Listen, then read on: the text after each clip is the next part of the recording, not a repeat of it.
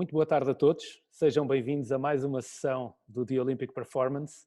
Hoje temos um convidado muito especial, o Dr. Marco Túlio de Melo, que vai estar connosco e que nos vai falar sobre o sono, que é a sua grande especialidade, neste que é o nosso ciclo de formação dedicado ao sono e também à recuperação no treino desportivo.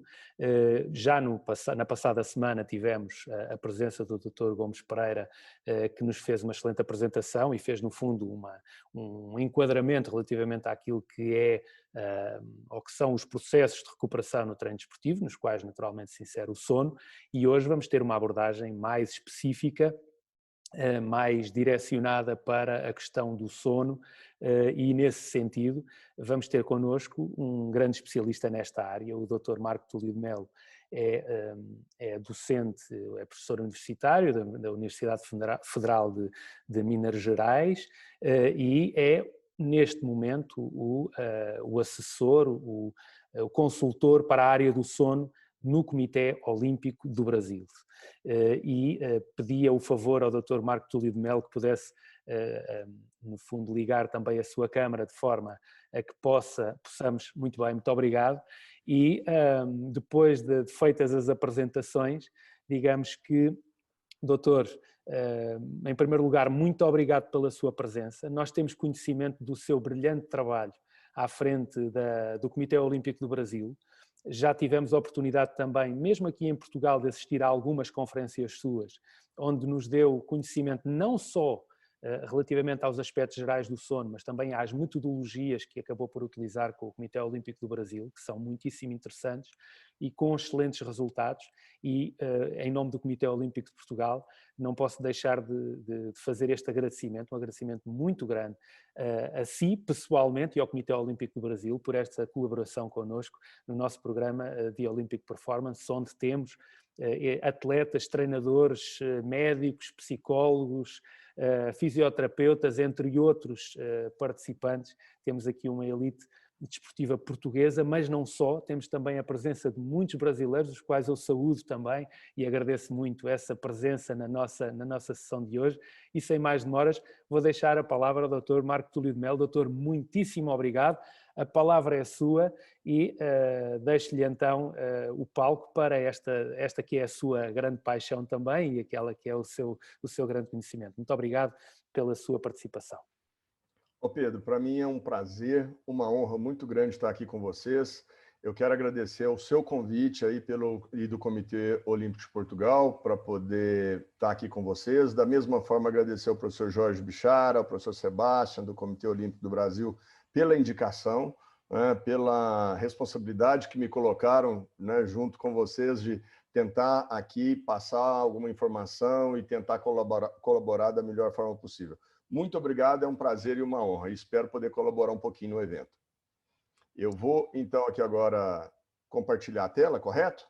Muito bem, agradeço. E eu já agora aproveito a deixar o convite a todos os participantes, todos aqueles que entendam, colocarem as suas questões no Question and Answers, aqui no Zoom, no Q&A, para que nós, depois, no final da sessão, possamos colocá-las. Vamos tentar colocar o máximo de questões possíveis ao Dr. Marco Túlio de Melo. Vamos ter um período, naturalmente, muito limitado para isso, mas agradecemos a todos os que quiserem participar e colocar as suas questões a fazê-lo, então, no fórum.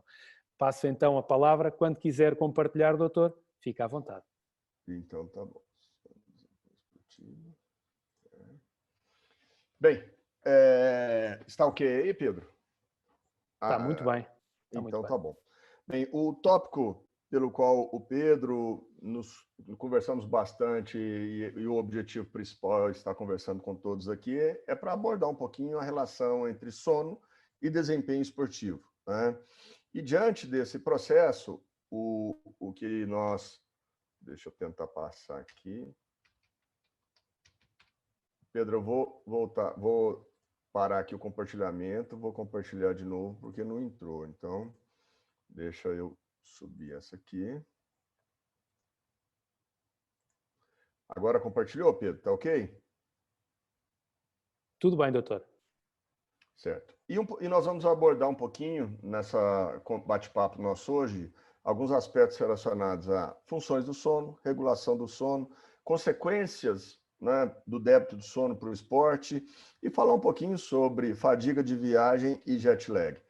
E um aspecto extremamente importante para nós, né, e para nós começarmos a abordar o tópico sono e ritmos biológicos, é que o nosso organismo entendeu ao longo de nossa existência, de nossa formação e o nosso desenvolvimento, uma coisa extremamente óbvia para todo mundo, né, que nós temos dois períodos muito distintos, a claridade e a escuridão. E a claridade e a escuridão, basicamente, é o nosso grande doador do tempo, é o nosso principal Zeitgeber, né? Ou seja, é essa relação da claridade e da escuridão que faz com que o nosso organismo, né, em especial o núcleozinho que nós temos no cérebro, chamado de núcleo supraquiasmático, que através da informação visual mostra para esse núcleo se é claro ou se é escuro.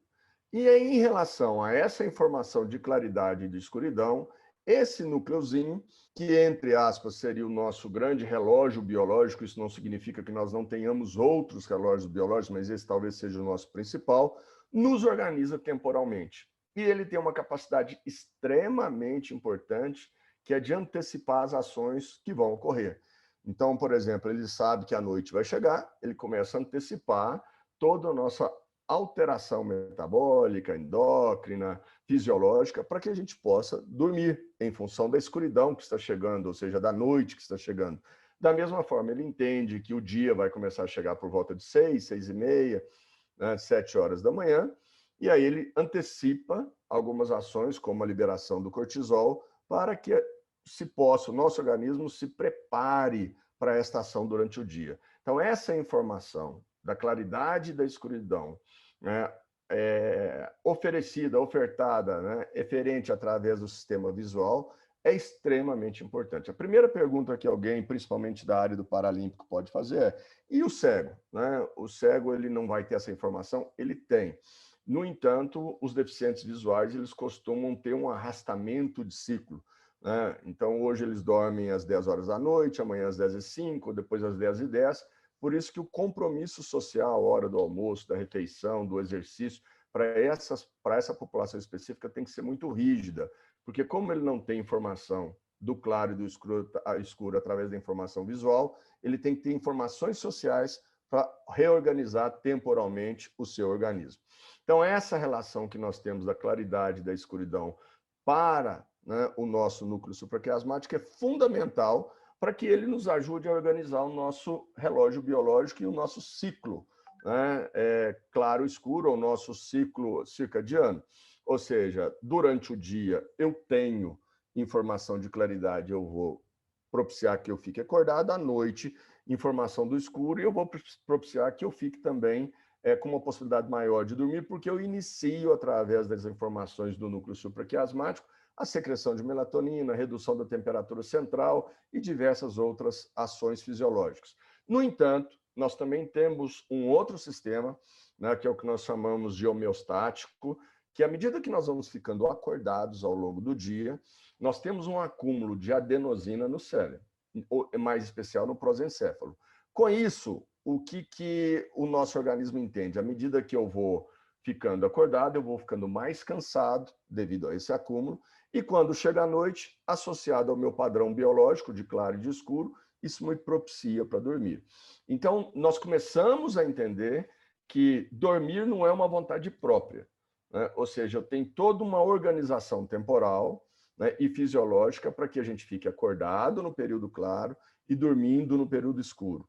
Então, a gente já começa a ter informações de que alterar esse padrão de claro e de escuro para o nosso organismo é extremamente prejudicial. Ou seja, eu tenho que fazer um controle muito grande disso.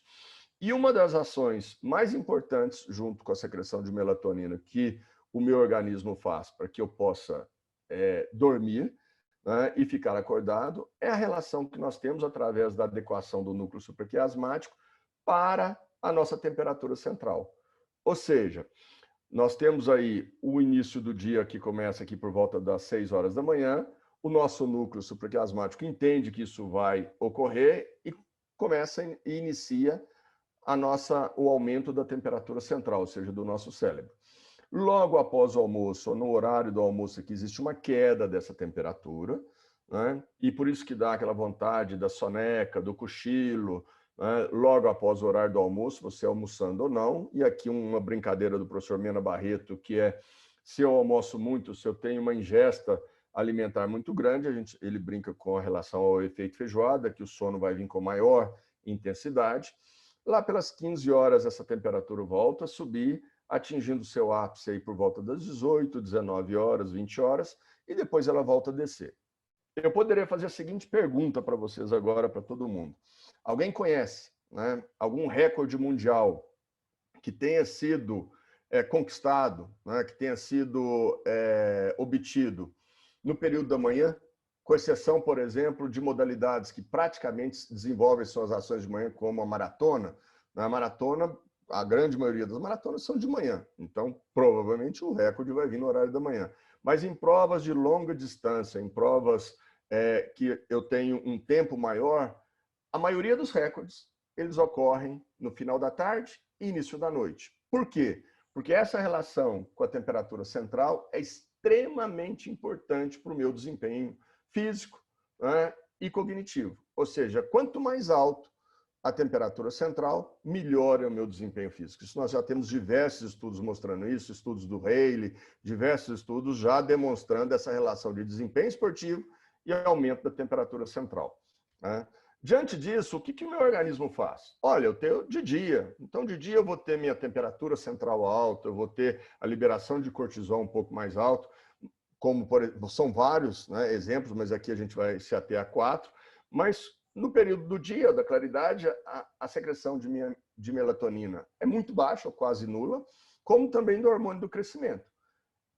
Na hora que nós entramos no período da noite, isso se inverte. Ou seja, a minha temperatura baixa, né, o cortisol meu começa a ser reduzido e eu começo a secretar melatonina e automaticamente o hormônio do crescimento durante o sono 3, né, do sono não REM, durante o período que eu estou dormindo. E se vocês observarem essas curvas, elas são antecipatórias. A melatonina começa a subir antes da chegada total da noite, da mesma forma, né, o hormônio do crescimento e da mesma forma o cortisol e a temperatura central quando é de noite para o dia. Ou seja, aquele reloginho biológico começa a antecipar todos esses processos. Então, o meu organismo entende que isso é o mais comum, né, e é por isso, né, que nós vamos ver lá na frente, nós temos um grande desajuste quando nós viajamos para outros locais, por exemplo, do Brasil para o Japão, onde nós temos uma relação de 12 fusos horários, ou seja, uma viagem transmeridionais com 12 fusos alterados, e que eu demoro a me adaptar, porque essa relação não se adapta ou não se organiza tão rapidamente. Nós vamos conversar isso um pouquinho. Então, o meu organismo entendeu que, se eu tenho presença de luz, eu inibo melatonina, temperatura central alta, com isso eu tenho estímulo para ficar acordado. Se eu não tenho a presença de luz, nós estamos no período da noite, eu começo a ter a secreção de melatonina, temperatura central baixa, e eu vou praticamente organizar o meu período de sono. Então, meu organismo entendeu que isso é extremamente importante. Uma ressalva aqui, mas nós vamos falar isso um pouquinho na frente também, é que muito cuidado com o uso de tablet, celular, exposição à luz durante o período da noite. Porque se você continuar ainda com um estímulo luminoso muito grande, o seu organismo vai entender que é dia e com isso ele vai atrasar o seu sono. Então isso é um problema muito sério hoje que nós temos com os atletas, que a grande maioria dos atletas começam, quando chegam em casa, a utilizar muito equipamento eletrônico e essa informação de claridade, né, de luz azul, de informação de luz, faz com que eu atrase o meu sono. Nós vamos falar isso um pouquinho à frente. No entanto, dormir é importante? Ou seja, será que essa relação é extremamente necessária para nós? Eu fico muito triste quando eu vou dar aula sobre sono ou ritmos biológicos, aí alguém fala, poxa, professor, eu acho tão ruim dormir, eu queria dormir menos, eu acho dormir uma perda de tempo total. Eu falo, então, vamos estudar um pouquinho sobre sono, né? E com isso, quem sabe, você começa a valorizar um pouco mais. Seria, né, de uma banalidade tão grande, né, ou de algo tão desproporcional se o meu organismo virasse para nós e falasse, ó, você vai dormir 1/3 da sua vida, mas você não precisa dormir 1/3. Né?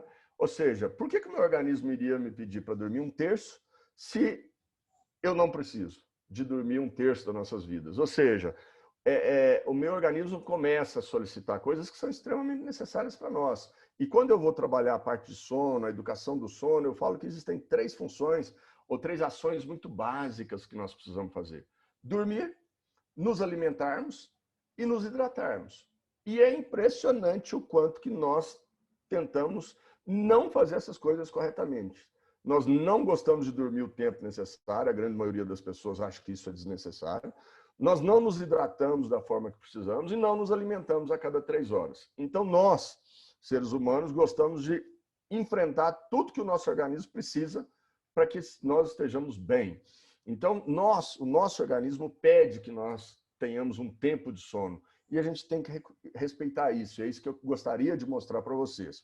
Por quê? Porque durante o momento em que nós dormimos, nós fazemos processos importantes como conservar energia, recuperação física, e durante o sono delta, eu vou falar isso um pouquinho ali na frente, o nosso sistema imunológico é recuperado e nós temos a recuperação cognitiva, né? Ou seja, durante todo esse processo. Como também nós temos uma readequação do nosso metabolismo de glicose, do metabolismo lipídico, da nossa pressão arterial, do nosso comportamento alimentar, mas principalmente para os atletas. É durante o sono que nós recuperamos e damos força para o nosso sistema imunológico, né? E é durante o sono que nós recuperamos a nossa parte muscular. Ou seja, é fundamental entender que nós temos um processo anabolizante endógeno, que nós não precisamos tomar nada para ajudar, que nos ajuda no nosso processo de anabolização, ou seja, de recuperação. Então, de maneira alguma, nós precisamos tomar algum tipo de medicamento, algo que estimule essa recuperação. Nós somos totalmente contrários a isso, porque o meu organismo faz com que isso ocorra, né? Diante disso, no momento em que nós vamos dormir, você fala, poxa, eu vou dormir. O sono ele é dividido em duas grandes fases, né? A fase do sono não REM e a fase do sono REM. A palavra REM vem do inglês Rapid Eye Movements, ou seja, movimentos oculares rápidos, e é exatamente por isso que ele é dividido em duas fases. Nós temos uma fase que os nossos olhos movimentam, que é o sono REM, e temos outra fase que os olhos não movimentam, que é o sono não REM. Esse sono não REM, hoje ele está dividido, né, subdividido em 3 grandes estágios, né, ou que a gente chama de períodos ali, o N1, o N2 e o N3. Né? O N1 é um estágio muito simples, que você fica de 4 a 6% de uma noite de sono nele. Né? Você ainda tem a sensação de que tem alguém conversando fora do seu quarto, que passou um carro na porta da sua casa, você tem uma sensação ainda de relação com o ambiente, mas é um sono muito rápido.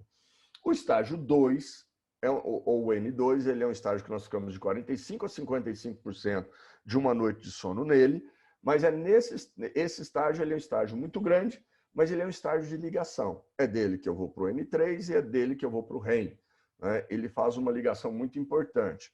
Eu ainda, tendo a mesma concepção do que eu iniciei a conversa com vocês, eu ainda acho que esse estágio tem alguma função muito importante que nós ainda não sabemos, porque seria algo muito desproporcional o meu organismo falar, durma 50% de uma noite nesse estágio e ele ser pouco recuperador, que é o que nós achamos hoje.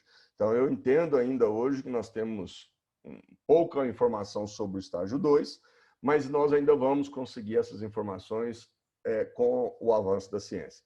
E aí nós temos o estágio 3, que é um sono profundo, é aquele sono que um colega nosso está dormindo, você tenta acordá-lo e ele não acorda de jeito nenhum. E quando ele acorda meio perdido, ele não sabe onde que ele está, é um sono extremamente profundo. E por que esse sono ele é importante? Esse sono ele é importante porque é nesse período, nesse estágio de sono, que eu libero o GH, o hormônio do crescimento. E é nesse estágio do sono, nessa fase do sono, nesse período do sono, que eu vou fazer o meu processo de anabolização. É nele que eu vou recuperar todo o meu processo físico. Então, o desgaste do treinamento hoje é nessa fase que eu vou recuperar. Então, todo o meu processo será feito de recuperação física nesse estágio do sono. Ainda não se sabe, né, se é porque eu entro no estágio 3 e eu libero o GH, ou se eu comecei a liberar o GH e eu entrei no estágio 3.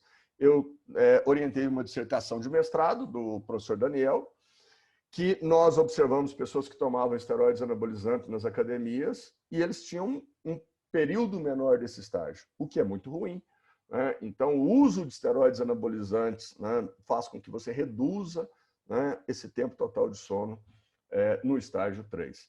E aí nós temos o sono REM, né, que é o período em que nós temos os movimentos oculares, que eu tenho a tonia muscular, que eu relaxo a musculatura, que eu aumento a pressão arterial cerebral, que eu aumento o fluxo sanguíneo, né, para a minha parte cerebral, e aí com isso, né, eu tenho uma recuperação cognitiva, ou seja, durante o sono REM que eu vou memorizar, que eu vou fortalecer o meu processo de aprendizado, que eu vou fortalecer o meu processo atencional, e ele está muito linkado a toda essa parte de cognição.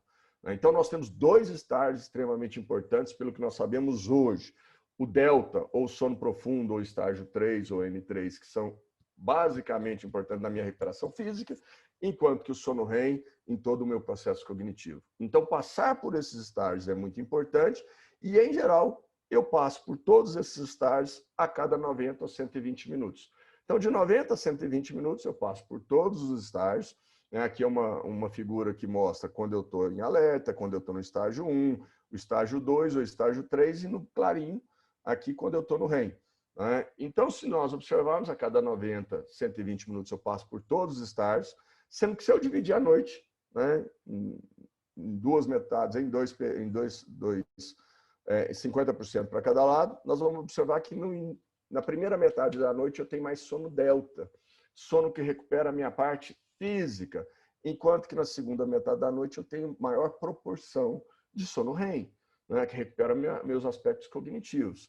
Então, acordar mais cedo do que deveria, ou seja, hoje eu vou acordar mais cedo porque eu vou fazer uma viagem, hoje eu vou acordar mais cedo porque eu vou treinar, é uma péssima estratégia, porque eu vou justamente reduzir o melhor sono para meus aspectos cognitivos. E no final do dia, eu vou estar mais cansado. No final do dia, eu não vou estar tão bem. Então, o sono REM, por exemplo, para um atleta de tiro, de arco e flecha, ou seja, atletas que precisam de uma precisão muito grande, de uma concentração muito grande, é extremamente prejudicial. Como também a perda do sono delta para atletas que precisam de muita força, também é extremamente prejudicial. Associado a isso, nós temos um padrão que é genético, que é de cada um, que é o que nós chamamos de cronotipo. Nós temos pessoas que são matutinas, gostam de dormir cedo, mas também gostariam de acordar muito cedo, ou seja, 20 horas, 21 horas, eles já estão prontos para dormir, né? Às vezes até antes, mas 5, 6 horas da manhã essas pessoas acordam numa alegria fenomenal, né? Ou seja, pessoas acordam com muita disposição. Nós estamos falando aí, didaticamente, em torno de 15% da população, né? Como também nós temos os vespertinos. Os vespertinos são pessoas que gostam de dormir muito tarde, né, e gostam de acordar muito tarde. Então, nós temos aí pessoas que gostam de dormir por volta de 1, 2, 3 horas da manhã, mas gostariam de acordar por volta de 11 horas, meio-dia, 1 hora da tarde, né? Então, esses são os vespertinos. Didaticamente, 15% para cada lado, para ficar algo mais fácil de se entender. Mas 70% da população é o que nós chamamos de indiferente. São aquelas pessoas que gostam de dormir entre 22 e 0 hora e gostam de acordar entre 6 e 8 horas da manhã. Então, nós temos aí 70% da população que são os indiferentes e 15% da população que está dividida entre matutinidade e vespertinidade. Como também nós temos uma relação de tempo total de sono. Além do período em que nós vamos ficando mais velhos, nós vamos diminuindo o nosso tempo total de sono, ou seja, nós saímos de recém-nascidos de uma média de 14 a 17 horas, dormindo ao longo de 24 horas, para uma idade de idoso, que nós já estamos dormindo por volta de 5, 6, 7 horas, né? Nós vamos reduzindo o nosso tempo total de sono à medida que nós vamos ficando mais velhos. Nós ainda temos uma outra característica, que é o curto e o longo dormidor e o indiferente. Curto dormidor é aquela pessoa que com menos de 6 horas e meia, ela está muito bem. Ela não precisa dormir mais, ela acorda muito bem, ela não precisa dormir mais tempo, ela está excelente. Ou seja, dormiu 5 horas, 6 horas e ela está ok. Isso nós estamos falando também, didaticamente, 15% da população. Como eu também tenho os longos dormidores. Né? Os longos dormidores são pessoas que gostariam de dormir mais do que 9 horas e meia, 10, 11, 12 horas, né? E quando dormem menos se sentem muito mal. Né? Então, quando eu vou pensar num treinamento, né, vou pensar... E os indiferentes que aí também é próximo a 70%, são aqueles que gostam de dormir entre 7 e 9 horas. Né? E aí, quando nós vamos pensar num treinamento, né, ou numa recuperação, ou numa adaptação ao jet lag, eu tenho que saber tudo isso. Eu tenho que saber o tempo total que a pessoa gosta de dormir, eu tenho que saber o cronotipo dela e qual a preferência dela. Ou seja, nós começamos a entender qual a característica desse atleta para que nós possamos começar a pensar em intervenção. E entendendo também que, dependendo da idade desse atleta, o tempo total de sono dele pode ser alterado. E aí nós temos um problema muito sério, né? E quase a grande maioria da população tem, que são os distúrbios do sono. Pessoas que não dormem bem, ou seja, não se recuperam. Nós temos aí mais de 80 distúrbios do sono, né, já classificados pela a Sleep National Foundation, ou seja, pela Associação, né, de Sono, aonde, né, os principais distúrbios para as mulheres é a queixa de insônia, né? Ou seja, ela se queixa de não conseguir dormir, seja no início, no meio ou no final da noite, a insônia de início, meio e fim. Né? Como dos homens, a principal queixa é o ronco e a apneia. Né? Ou seja, ele tem uma ressonância, um ronco, um barulho enquanto está dormindo muito alto, como também tem paradas respiratórias enquanto está dormindo. Mas isto, por volta dos 45, 50, 55 anos, meio que se iguala. O homem passa a ter tanta insônia quanto a mulher, e a mulher passa a roncar, né, e ter a apneia do sono igualmente a homem. Então, nós estamos falando aqui, eu vou dar um exemplo do Brasil, né? O professor Sérgio Tufi, que a equipe dele aqui da Unifesp fez vários levantamentos epidemiológicos, e na década de 80, 90 e 00, e agora está sendo repetido, observou-se que, em média, né, entre 79% e 82% da população tem distúrbio do sono. Ou seja, então, quando nós estamos falando de um atleta, nós estamos falando com a possibilidade de 70%, 80% dos atletas não dormirem bem. Então, nós temos que investigar isso, porque se o atleta não dorme bem, significa que ele não recupera. Significa que aquela carga de treino dada para aquele atleta, no dia seguinte ele não está recuperado. Ele não passou no sono delta, ele não passou no sono REM, porque o grande problema do distúrbio do sono é você não ir nas fases boas do sono. Você fica naquela fase, entre aspas, novamente, mas uma fase pouco recuperadora, que é o estágio 2. Você reduz o tempo total de sono delta e reduz o tempo total de sono REM. Com isso, você acaba tendo um sono pobre, de baixa qualidade e sem recuperação. Então, por isso que avaliar, né, o padrão e eficiência, a qualidade do sono dos atletas é fundamental para que a gente possa imaginar se esse atleta se recupera no período em que ele está dormindo. Então, isso passa a ser uma condição quase que básica para que seja avaliado nos atletas, entendendo que a grande maioria dos atletas tem algum problema de sono, né, dessa maneira. E aí, um outro problema que nós temos hoje são as pessoas gostam de ir para baladas, para boates, né, e isso altera muito, como também a presença de luz, né, ou seja, ficar exposto à luz, e aí pode ser até um tablet, um celular, isso vai inverter o nosso ciclo, isso é muito ruim para o nosso organismo. As viagens transmeridionais, que nós vamos falar daqui a pouco, o jet lag, e as pessoas que trabalham à noite. Então, nós temos médicos, nós temos bombeiro, policiais, o padeiro, nós temos diversas profissões que são trabalhadores noturnos ou por turnos que sofrem muito com esse desajuste. Então, nós temos que começar a entender a população de uma forma diferente, entender que aqueles que ficam acordados à noite não conseguem ter uma boa qualidade de vida, uma boa saúde, porque eles dormem no período do dia, e do dia eles não têm uma boa secreção de melatonina, a temperatura está desajustada, como se você tivesse um jet lag. É o que nós chamamos de shift lag. Então, dessa maneira, essas condições prejudicam muito, como também o uso de fármacos. No Brasil, o uso de benzodiazepínicos é extremamente utilizado para indução do sono. E os benzodiazepínicos são os piores remédios que se possa ter para induzir sono.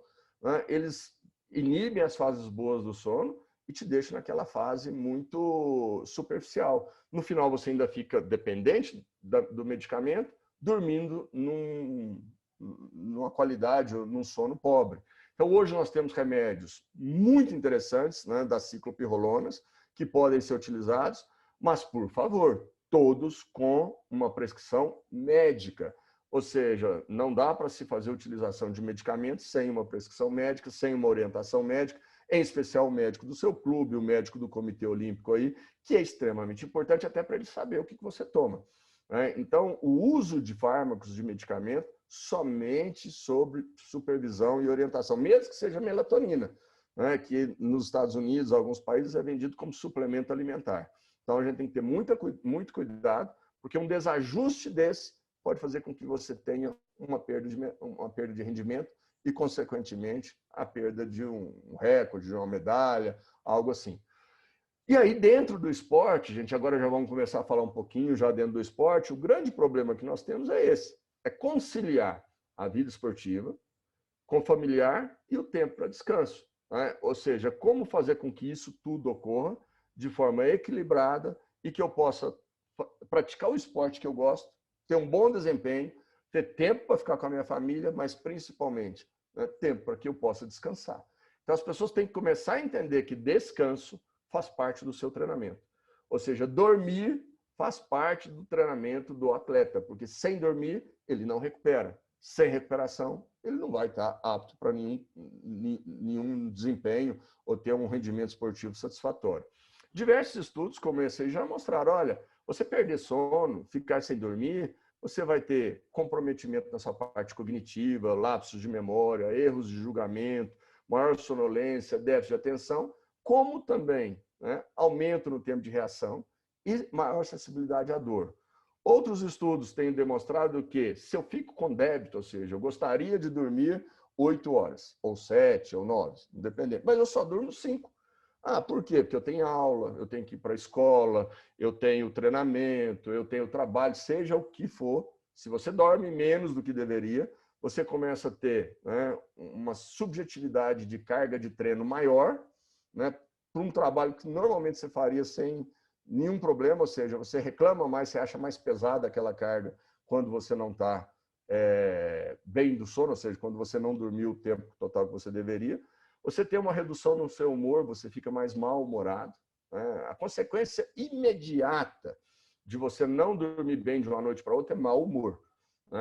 A médio prazo é cognição, atenção, lapsos, reação, tudo isso reduzir, memória, e a longo prazo o sistema imunológico. Você acaba não tendo uma efetividade do seu sistema imunológico. Hoje nós temos aí diversos estudos mostrando que pessoas que não dormem bem acabam tendo, vou dar um exemplo aqui de monografias e estudos que já passaram e já foram publicados, mostrando que trabalhadores que atuam no período noturno, depois que se aposentam, tem uma alta incidência e frequência de câncer, redução do sistema imunológico. E a hipótese é que isso seja provocado pelo déficit de melatonina, já que melatonina não é secretada no período claro.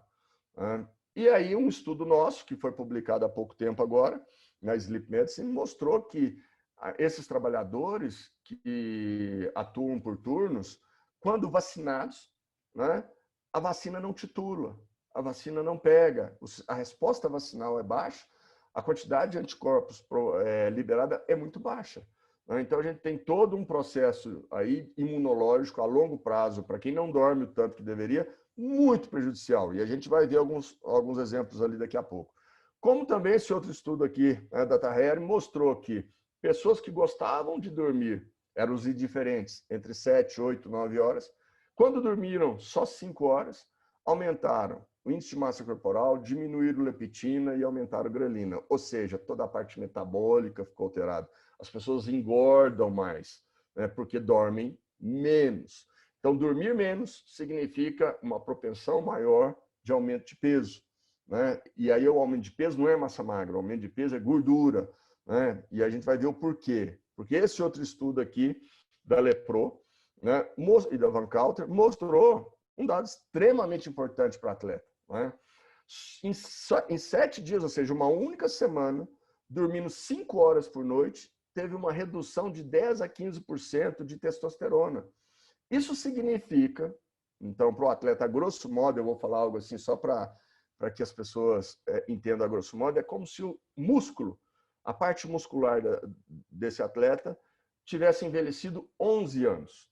Ou seja, além do libido, da vontade sexual que fica reduzida, você ainda perde força, você ainda perde capacidade de trabalho. Então, imagine só uma equipe que vai para o Japão, na Olimpíada o ano que vem, e as pessoas demoram a fazer a adaptação ao jet lag. Isso é uma consequência clara desse processo. Ou seja, no dia da competição, já que você vai estar numa parte equilibrada de treinamento, você não vai estar dando carga, né? Você vai estar numa parte equilibrada de treinamento já, de polimento ali, você vai ter redução da sua força, redução da sua capacidade. Então, ser simplista e falar assim, não, nós vamos chegar no Japão com 15 dias, 10 dias de antecedência para que eu me adapte. Para eu, o Pedro, a comissão técnica, seja quem for, ótimo, problema nenhum. Mas para o atleta é péssimo, porque ele vai reduzir, né, a capacidade de força e com isso ele teria que recuperar isso antes da competição e ele está numa fase de polimento. Então, o que nós temos que fazer no Japão, ou quando você vai ter grandes alterações de fuso horário, né, e um consequente jet lag aí, é minimizar essa adaptação. A gente tem que reduzir ao máximo esse período de adaptação. E esse estudo do nosso grupo aqui, do meu grupo, né, com o Murilo, a Ana Karen, né, os meus alunos que hoje já são professores aí das universidades, mostrou que, tanto em modelos animais quanto seres humanos, nós temos atrofia muscular quando a gente fica sem dormir. Ou seja, em condição de restrição ou privação do sono, você tem perda de massa magra, já que não tem testosterona, e, consequentemente, atrofia muscular. Então, para um atleta, isso é uma tragédia. Para o atleta, isso é péssimo. Então, a gente tem que traçar estratégias para que o atleta, durma bem. Durma o suficiente o quanto que ele precisa, seja no local em que ele reside ou em viagens transmeridionais. Então, a gente passa a ter uma atenção especial para o tempo total de sono do atleta. E tudo isso por quê? Porque quando você fica em condição de privação ou restrição de sono, você tem um processo catabólico muito maior, com degradação proteica, né? E você não tem tempo para fazer o seu processo anabolizante. O IGF-1, o GH, a testosterona vão estar alterados. Você reduz a secreção desses hormônios, o que vai te prejudicar de forma considerável. Esse outro estudo aqui, e aí foram com atletas novos, né, mostrou que atletas que dormiam menos que 8 horas por noite tinham uma propensão de 1,7 mais chance de se lesionarem. Ou seja, dormir pouco significa possibilidade de mais lesões. Esse estudo nosso aqui, né, que já veio já da Olimpíada do Rio de Janeiro, né, e aí nós temos como autores também o professor Sebastião, o professor Bichara, né, mostrou que a adaptação que nós fizemos e a intervenção que nós fizemos para o Rio de Janeiro foi extremamente efetiva no tempo de reação e na performance dos nadadores. Nós fomos avaliar a performance desses nadadores em função de todas as estratégias que nós usamos nesse processo de adaptação. Como também, né, esse outro estudo que nós publicamos aqui, de uma aluna nossa aqui do mestrado, faz justamente a relação de que, para quem dorme pouco, a possibilidade de ter um risco maior de lesão, né? Ou seja, nós temos o atleta com débito de sono, um processo catabólico muito maior, alteração em todos os aspectos hormonais, fazendo com que você tenha pouca regeneração, pouco processo de recuperação muscular e, com isso, pouca síntese proteica e o maior risco, né, de lesões musculares. E aí, basicamente, a gente começa a entender que dormir pouco, né, significa um risco maior de ter lesões, baixa recuperação, mas, ao mesmo tempo, um desempenho esportivo insatisfatório. Ou seja, a gente começa a entender a importância do sono para o nosso organismo e para o meu desempenho esportivo, né, seja ele em que momento for. Esse é um estudo da professora Andressa que mostrou que atletas de futebol, né, aqui de Belo Horizonte, atletas profissionais de futebol, quando, né, nós fizemos a actigrafia, toda a avaliação do sono desses atletas, e ele nos foi apresentado um dado extremamente importante, ou seja, os atletas que dormiam menos eram os que mais estavam no departamento médico, eram os que mais tinham lesões e estavam no departamento de fisioterapia, lesões mais graves, e demoravam mais a se recuperar e tinham mais reincidência. Ou seja, dormir pouco, antes era só um artigo mostrando a hipótese que isso ocorria, aqui já é um artigo mostrando que isso ocorre na prática, tem uma grande propensão de ter mais lesões, ou seja, dormir menos que se deveria, vai ter mais lesões. Esse aqui é um outro artigo nosso, mostrando, né, que durante a Olimpíada, e são os atletas olímpicos que nós avaliamos já para a Olimpíada do Rio de Janeiro, nós fizemos um screening de polissonografia, de qualidade de sono deles, mostrando que a grande maioria, 36% dos atletas, tinham a presença de algum distúrbio do sono, avaliado por um médico e pela polissonografia. Então, quando a gente vai falar em atleta, esse é um problema que nós temos que abordar, né? Os atletas dormem mal, né? E, em geral, os atletas não se recuperam bem, e a proporção é muito alta, né? E aí nós também tivemos esse outro artigo aqui publicado, também vindo dos dados nossos do Rio de Janeiro, né, com toda a equipe aí do Comitê Olímpico participando, mostrando que os atletas tinham uma alteração muito grande do ciclo claro e escuro, né? Ou seja, a relação com o ritmo biológico era muito alterada. Hein? Exemplo aqui, olha aqui nós temos uma fotografia, né, de um actograma. O actograma aqui, nós usamos o actígrafo para avaliar o ciclo claro e escuro dos atletas. Cada linha que nós temos aqui é um dia. O azul escuro é quando o atleta retirou o relógio por algum motivo, ele ia treinar, ele ia nadar, algum motivo ele retirou o relógio. Quando nós temos o azul clarinho aqui, é o período que ele deitou na cama. E esse azul um pouco mais escuro aqui é o período que ele dormiu efetivamente. Então, o que nós temos dos atletas? Olha aqui o exemplo desse atleta que foi para a Olimpíada, disputou a Olimpíada. Ele tinha uma média de tempo total de sono de 3 horas e 59 minutos, ou seja, uma média de sono de 4 horas. E ele não era um curto dormidor, tá certo? Ele tinha um padrão, né, indiferente. Ele não era um curto dormidor. E com isso, olha, teve dias, como o dia 28 aqui, que ele dormiu 1 hora e 32 minutos. Ou seja, ele não estava em competição nesse período. Era um período ainda que ele não tinha entrado na Vila Olímpica, com um sono de baixíssima qualidade e com um tempo total de sono muito baixo. E uma eficiência de sono de 46%.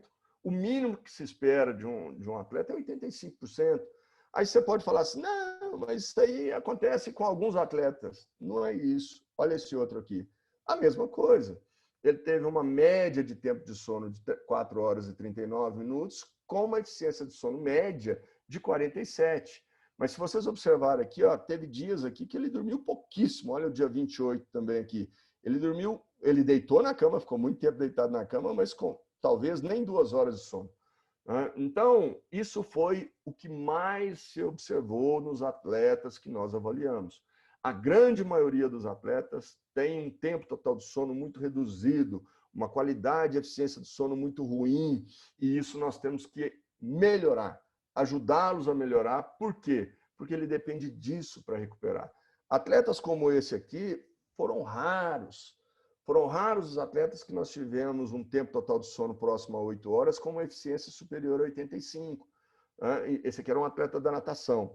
Então, nós começamos a entender com tudo isso, né, e foi publicado, nós temos aí nessas publicações para vocês observarem e lerem, né, que a maioria dos atletas que nós avaliamos, e não foram poucos, tá, nós avaliamos aí mais de 200 atletas no ciclo olímpico do Rio de Janeiro, eles dormem mal e têm baixa recuperação. E nós temos obrigação de intervir, nós temos obrigação de avaliá-los e ajudá-los a melhorar isso, né, de uma forma muito equilibrada.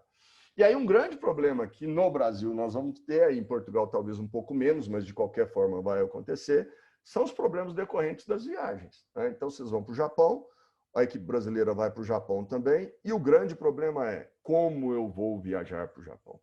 Como a gente começou lá atrás mostrando ritmos biológicos, a gente pode começar a entender aqui o seguinte, se eu fosse do Brasil para o Japão, ou de Portugal para o Japão, de navio, né, eu chegaria lá bem adaptado, porque eu ia me organizando temporalmente de uma forma lenta e muito boa. No entanto, como nós vamos de avião, nós chegamos lá muito rápido e o meu organismo, aquele núcleozinho lá, o supraquiasmático, ainda não está adaptado. E aí você vai chegar lá, no horário de dormir, você fala, não, eu quero ficar acordado. No horário de alimentar, você fala, não estou com fome. Aí todo mundo acordou e você está com sono. Todo mundo, o horário da refeição já passou e você começou a ficar com fome.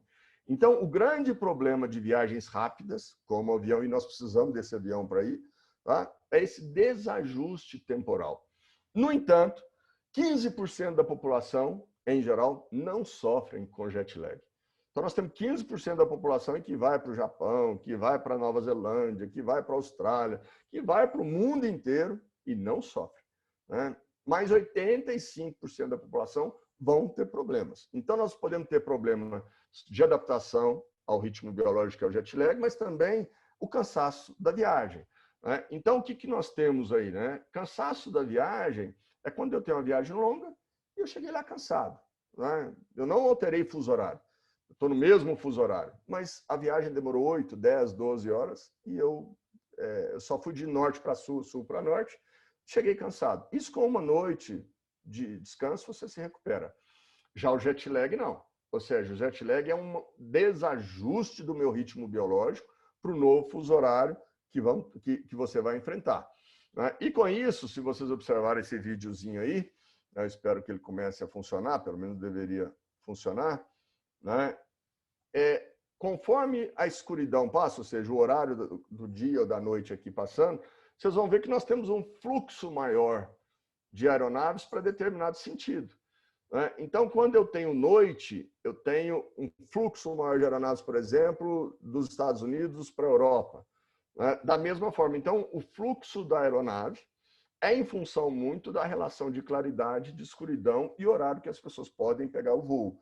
E que nem sempre é o melhor modelo para que a gente se ajuste ao horário biológico nosso. Então, na hora de comprar a passagem, na hora de organizar o voo, né, a gente tem que pensar muito bem nisso, porque nem sempre nós temos as melhores condições para voar, né, já que em função do horário do voo, né, e o horário que eu chego. Então, se vocês observarem, ele vai mudando a concentração de rotas em função da chegada da noite ou da presença do dia, né? Então, a gente tem todo esse processo aí. Com isso, né, quais são os sintomas do que nós chamamos de fadiga da viagem? Eu não alterei o meu fuso horário, simplesmente fui de norte para sul, tá certo? Eu vou ter fadiga de uma forma geral, cansaço, desorientação e dores de cabeça e redução do meu desempenho físico e cognitivo. Pronto. Mas vocês vão ver daqui a pouco que rapidamente isso se reorganiza, ou seja, quando eu tenho uma viagem de longa distância de norte para sul, a minha adaptação ela é mais simples, ela é mais fácil de ser feita, porque uma noite de sono, duas já vai me recuperar de forma equilibrada. Então, basicamente, a causa de uma fadiga de viagem é interrupção, né, rotina diária de sono, dificuldades associadas à viagem, check-in, bagagem, a desidratação dentro do voo, a condição de hipóxia, o assento desconfortável, porque isso é muito grande, o assento é pequenininho, né, todo esse processo, então, vão causando essa fadiga de viagem.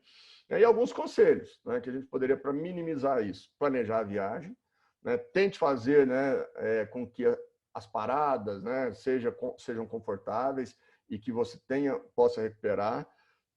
Evite problemas com documentações, tá certo? Isso causa um transtorno muito grande.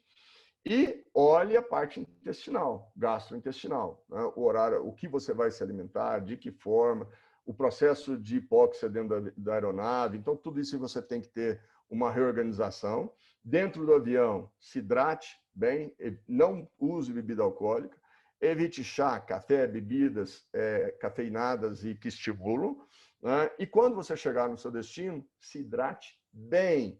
Né? Faça atividade relaxante, um banho morno, né? Um banho que é o que a gente chama de hábito de sono. Eu vou dormir, então crie uma rotina, né? Fique num local mais escuro, tome um banho relaxante, já não fique perto da presença de luz. Tudo isso vai te auxiliar nesse processo de recuperação, né?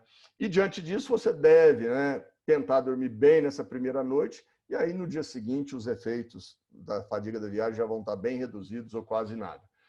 Já o jet lag, eu comecei a mexer mais profundamente. Então, tudo aquilo que nós conversamos lá atrás, dos sintomas da viagem, né, do ritmo claro e escuro, do ritmo biológico, eu começo a ter um problema aqui, porque eu não tenho um ajuste tão rápido, né? Então, eu vou ter dificuldade de dormir, um sono fragmentado, prejuízo no meu desempenho físico e mental, aumento da incidência de dor de cabeça, irritabilidade, concentração diminuída e problemas gastrointestinais. Então, quando eu vou fazer viagens, né, para leste, oeste, eu vou desorganizar o meu relógio biológico.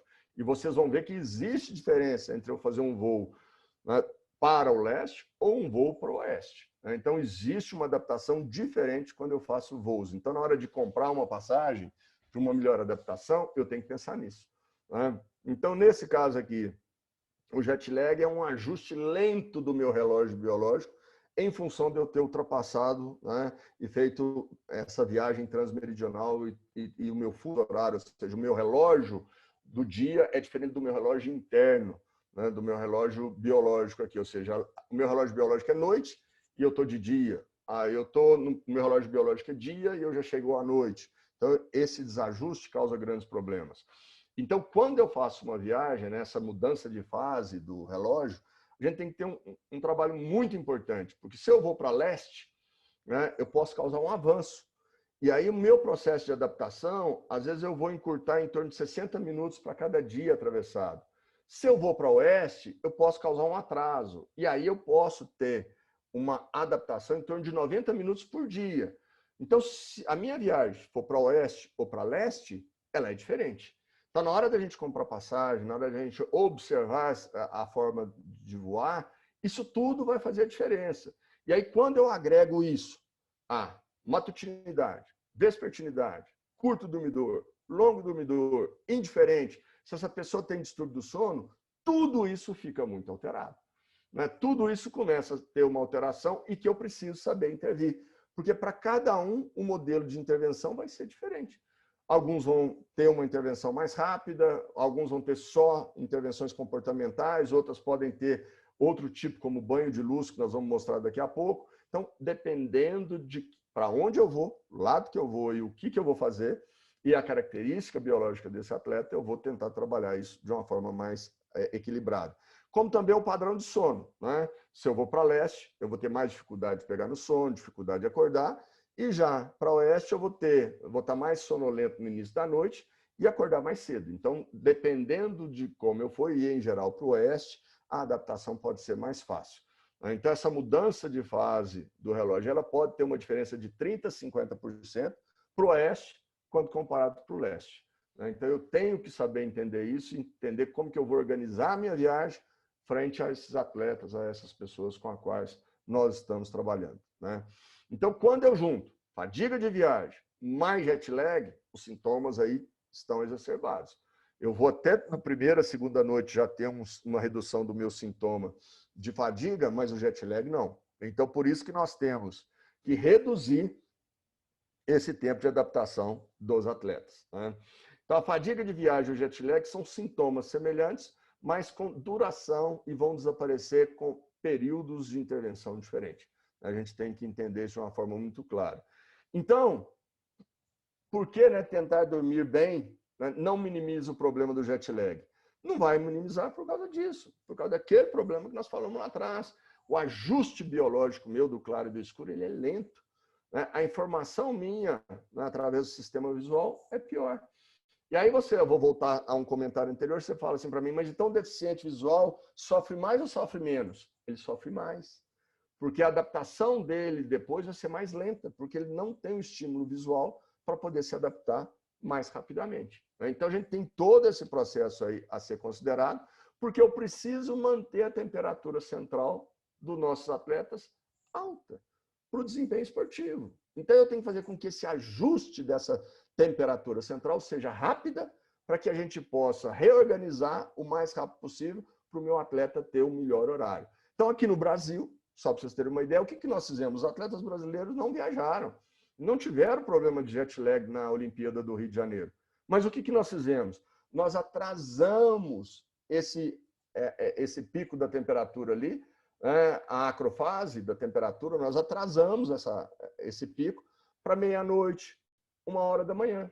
Por quê? Porque algumas competições, como natação, vôlei de praia, voleibol de quadra, atletismo, os horários das provas eram tarde, por causa da televisão na Califórnia, né, a transmissão. Então, em função disso, nós tivemos que readaptar e atrasar esse relógio biológico. E o que vai acontecer no Japão, em especial com a natação? Vai acontecer a mesma coisa. As provas finais da natação vão ser de manhã. E olha aqui, a temperatura central ela não está alta de manhã. Então, nós vamos ter que reorganizar tudo isso para que nas finais, os atletas que forem para as finais estejam com a temperatura central mais alta.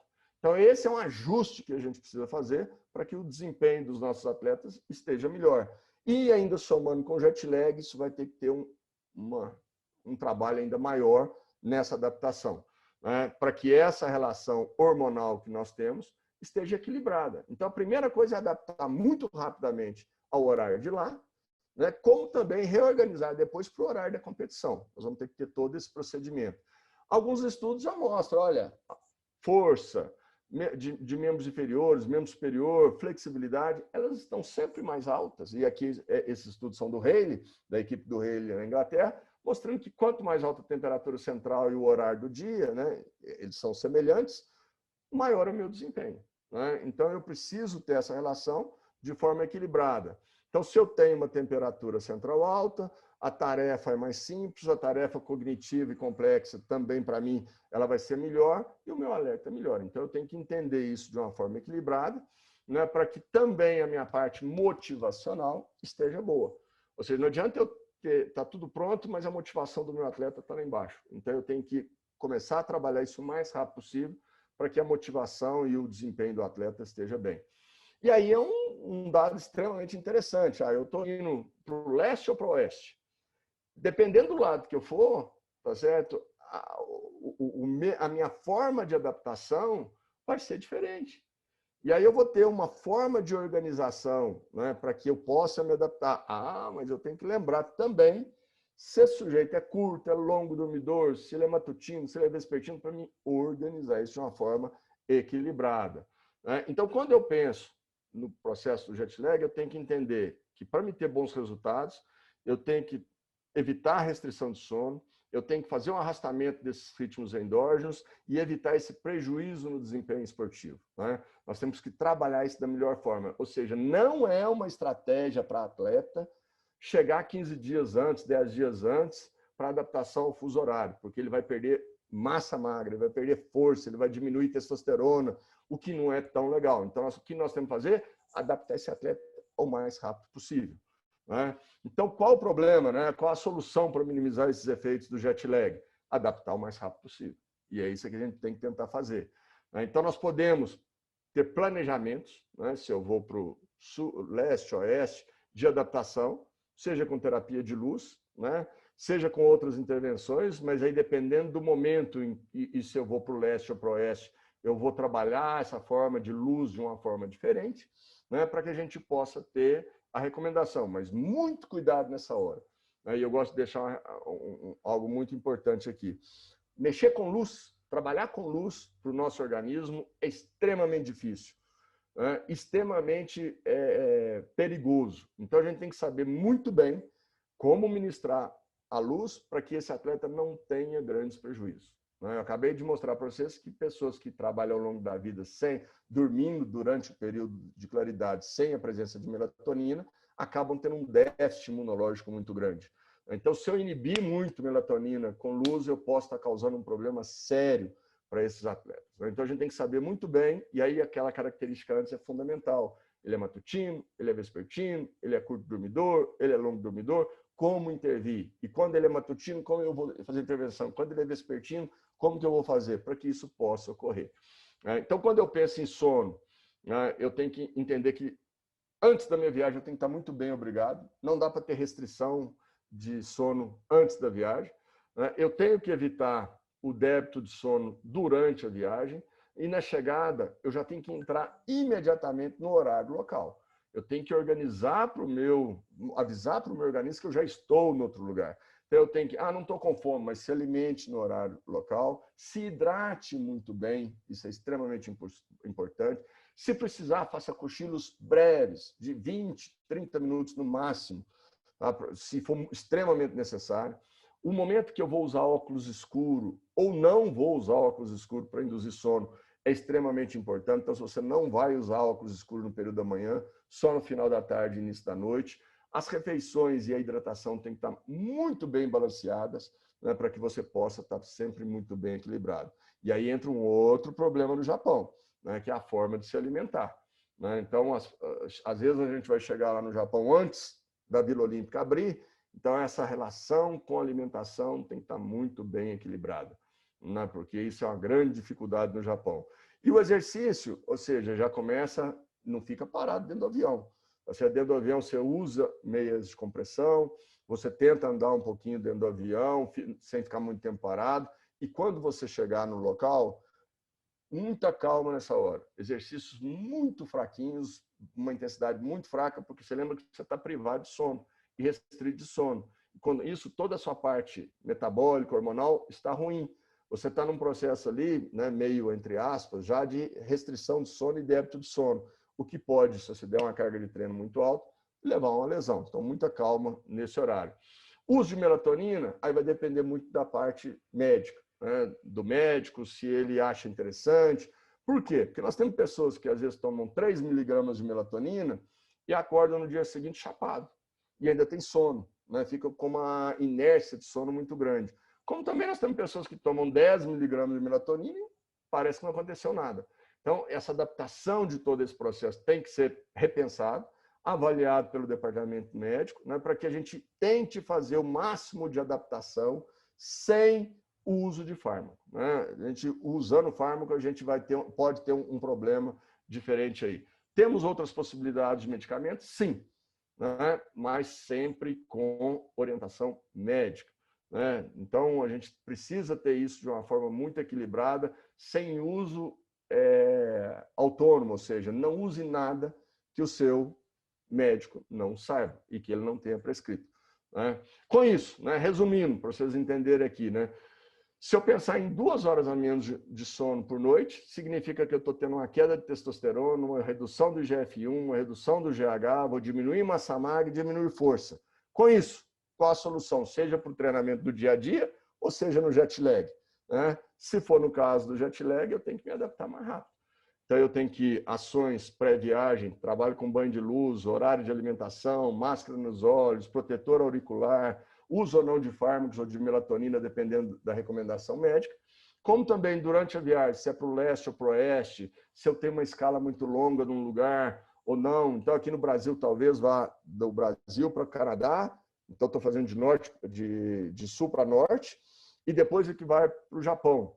Né? Então, eu vou ter fadiga de viagem e depois é que eu vou ter uma adaptação jet lag. Então, às vezes, pensar até no modelo de escala, aí seria interessante. Né? O horário da competição, duração, tempo da chegada. Né? Se o indivíduo é matutino, vespertino, curto dormidor e o horário do treino é fundamental nesse processo, para que a gente possa pensar. Aqui no Brasil, durante a Olimpíada do Rio, nós usamos essa estratégia, essas 2 estratégias. Nós usamos o banho de luz para arrastamento do ciclo, ou adiantamento, que foi o caso do handball feminino, como também usamos ali o resfriamento, né, para fazer uma alteração do processo de termorregulação para indução do sono, porque nós não optamos por nada farmacológico. Esse foi um dos artigos que a gente publicou aí antes dos jogos, né, se iniciarem, com a nossa preocupação. E preocupação com o quê? Né? Primeiro, o calendário, os horários da competição, que às vezes eram muito tardes para alguns atletas, alguns até reclamaram, né? Ou seja, não dá para recuperar e pensar em recuperação, pensar em treinamento, se você vai dormir pouco e o horário da competição é muito tarde. Então, isso era um problema sério aqui. E nós traçamos uma estratégia, né, de 3, 4 anos aí para os atletas brasileiros. Né? Nós fizemos uma avaliação actigráfica desses atletas para saber quem tinha uma eficiência, uma qualidade de sono ruim. Né? Entendendo isso, aqueles que tinham eficiência ruim, nós encaminhamos para a polissonografia e, se precisasse, depois para uma intervenção médica, farmacológica, e já numa parte clínica. nós usamos o actígrafo como um dos instrumentos para avaliar o ritmo claro e escuro desses atletas, né, que nós publicamos naquele artigo que eu mostrei para vocês anteriormente, né, justamente porque é um equipamento extremamente fácil de se trabalhar.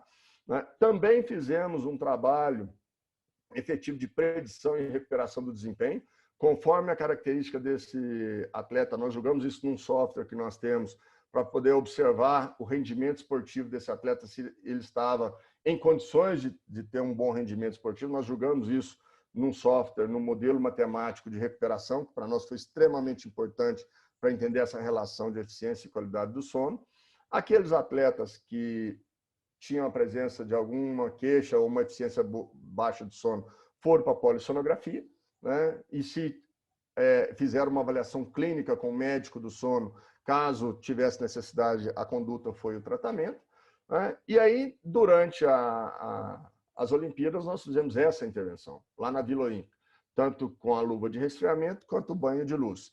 E a ideia do banho de luz é o que é? Eu estava tentando fazer a fototerapia, a exposição à luz, para alterar o ritmo biológico. Ou eu ia arrastar, ou ia atrasar. Né? Então, eu poderia antecipar o relógio biológico deles, ou atrasar o relógio biológico. Então, o importante, o que nós queríamos aqui, era mudar essa acrofase, ou seja, esse pico da temperatura central, porque a gente queria dar esse pico no horário do jogo, no horário da competição. Então, isso foi o que a gente fez, né, com o banho de luz, para poder fazer esse arrastamento. No jet lag, a gente também usa esse tipo de intervenção, né, para que se tenha ali. Então, a terapia de luz ela vai poder me ajudar a adiantar ou atrasar. Nós fizemos tanto isso, né? Usamos os dois mecanismos. No handball, por exemplo, que entrava na quadra 9h30 da manhã, o handball feminino, nós demos o banho de luz de manhã cedo, enquanto que natação, voleibol de praia, que entravam muito tarde para a competição, nós demos o banho de luz final da tarde e início da noite. E aí a gente tem que ter o horário de começar esse banho de luz. Tá certo? Tem todo um momento ali de horário para que eu possa intervir por causa da secreção de melatonina. Então, a gente tem estratégias que a gente pode utilizar para que organize essa secreção de melatonina. Já a luva de resfriamento, a ideia era o contrário, ou seja, nós tínhamos atletas que tinham dificuldade de dormir.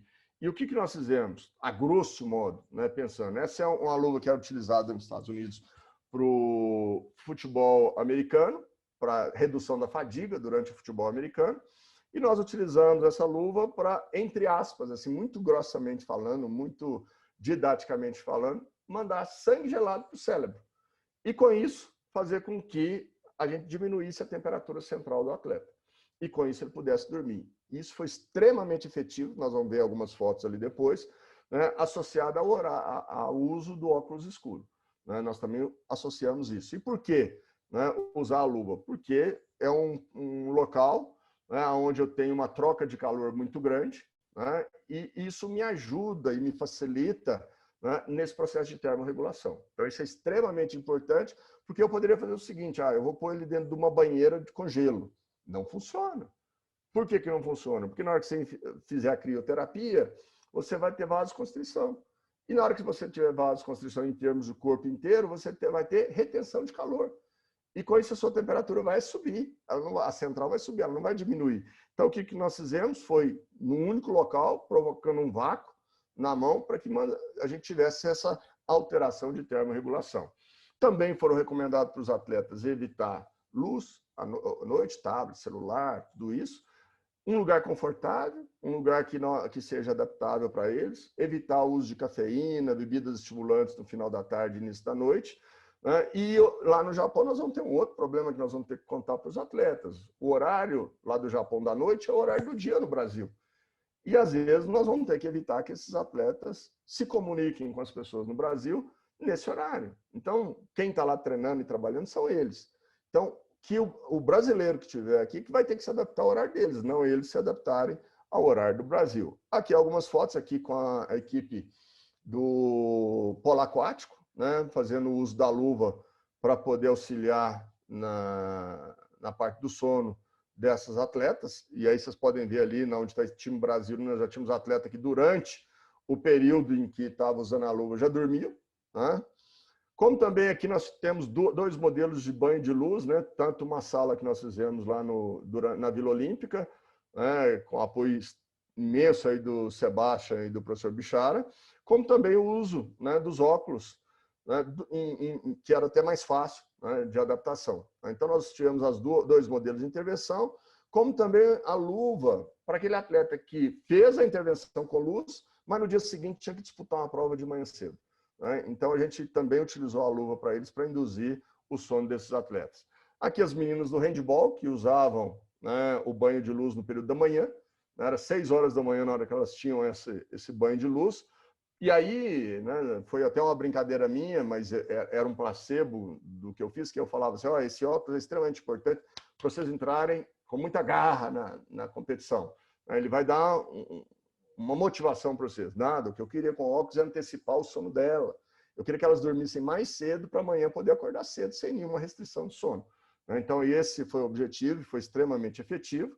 Nós tivemos aí os medalhistas de ouro, Bruno, né, a equipe do voleibol de praia aí, né, que utilizaram tanto o óculos banho de luz quanto a intervenção com a luva, e segundo eles mesmos, foi extremamente efetivo para eles.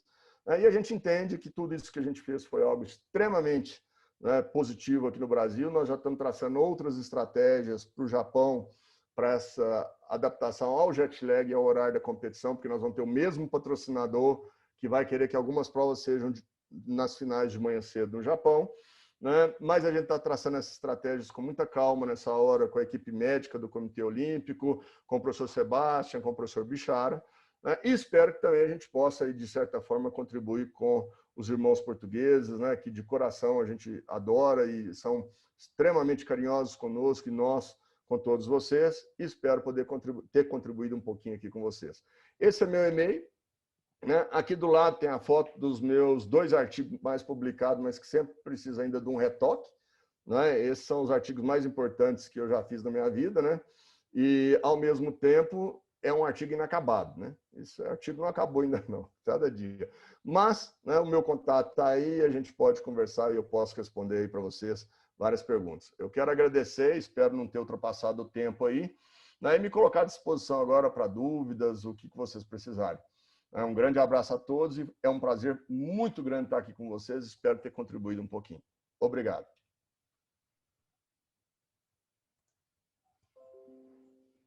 Boa tarde a todos mais uma vez e muito obrigado, doutor, por esta magnífica apresentação. No fundo, resume aquilo que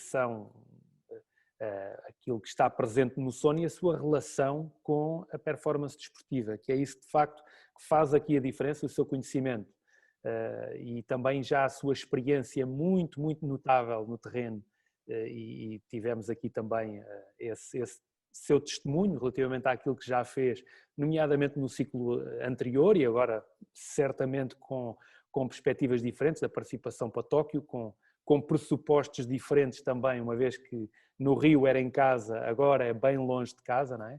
Com todas estas questões tão distintas. De facto foi fantástico e certamente que para todos os participantes nesta sessão foi um momento bastante valorizador, não tenho qualquer dúvida em relação a isto. E também por isso já temos uma série de questões que temos no nosso Question and Answers, e volto a colocar também esse convite a todos os participantes que queiram colocar as suas questões, que o possam fazer então no Q&A, e vou começar por uma questão que nos é colocada pelo Pedro Ferreira, que refere um atleta de uma modalidade de precisão, por exemplo o tiro desportivo, que necessita de participar numa prova às 8h30 da manhã, poderá melhorar o seu desempenho aumentando a sua temperatura interna, agasalhando-se ou realizando uma ativação muscular? Bem, Pedro, essa pergunta é muito interessante. Aí tudo vai depender muito se nós já estamos falando da Olimpíada do Japão ou se nós estamos falando de vocês competirem em Portugal. Né? Então, são 2 momentos extremamente diferentes. Vamos pensar em Portugal. Né? Se o atleta está fazendo um trabalho e ele vai para uma competição em Portugal, o que se tem na literatura é que atividades com maior concentração, né, o período da manhã é extremamente importante para elas. Então, xadrez, né? Até o tiro. No entanto, o tiro, como o exemplo que você deu aí, você tem que ter um trabalho de força muscular de membros superiores muito equilibrado. Então, não adianta eu ter um momento ideal de concentração no período da manhã se a minha parte muscular não está bem. Então, o ideal mesmo, né, é que a gente possa fazer uma adaptação para esse atleta ou uma reorganização para esse atleta para que ele esteja bem, né? Agora, o que talvez, na hora que eu provocar um aquecimento com blusas, o que eu vou fazer é que esse atleta tenha uma vasodilatação. Se esse atleta tiver uma vasodilatação, o que eu vou ter é uma perda de calor periférica. Se eu tiver uma perda de calor periférico, eu posso ter uma redução da minha temperatura central, o que não seria ideal. Então, talvez trabalhar com esse atleta em outras frentes ali, como, por exemplo, banho de luz, fazer uma outra atividade, possa ser mais interessante. Muito bem. Vamos passar a uma pergunta aqui do Dr. Nuno Piteira, que saúde naturalmente. O que pensa dos coletes gelados utilizados antes de algumas competições em ambientes quentes? Esse arrefecimento pode retirar a predisposição do atleta para a competição? Bem, aí também eu vou entender que essas perguntas são para trabalhos em Portugal e não no jet lag, e não numa condição de viagens para o Japão, né? Quando eu faço o uso do colete gelado, aí se eu estou entendendo que esse uso do colete gelado é pós-competição, é após a competição, eu não vejo tanto problema. Tá? Não vejo tanto problema porque ali, na hora que eu uso, né, o colete gelado, eu já estou tentando reduzir a minha atividade periférica, né? Mas também eu vou fazer uma vasoconstrição. Eu fazendo uma vasoconstrição, o que vai acontecer é que a minha temperatura central pode aumentar. Com isso, isso poderia dar uma melhor disposição e uma melhor treinamento para o atleta. O grande problema que a gente observa com crioterapia, de uma forma geral, é que tem muito atleta que não gosta, né? Tem muito atleta que é meio avesso à crioterapia, porque eles se sentem muito ruins com o uso disso. Então, dependendo do modelo e do uso, pode ser muito benéfico, como também eu posso ter algum prejuízo aí se o atleta não gostar. Bom, passando para a próxima questão, que nos é colocada pelo Afonso Vilela, vitamina D e problemas de tiroide afetam o sono e a performance desportiva? O sono, com certeza, né? E se eu afeto o sono, automaticamente eu posso estar afetando a minha performance esportiva, né? Então, com certeza, qualquer alteração que eu tenha no meu padrão de sono, eu vou recuperar menos.